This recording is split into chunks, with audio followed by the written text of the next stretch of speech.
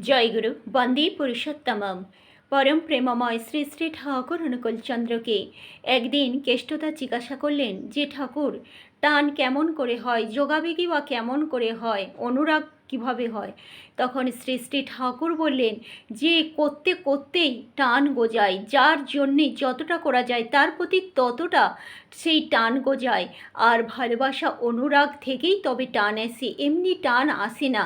আমার মা আমাকে এত বকতো, এত মারতো, কিন্তু মাকে খুশি করার জন্যে আমি সব সময় টান অনুভব করতাম।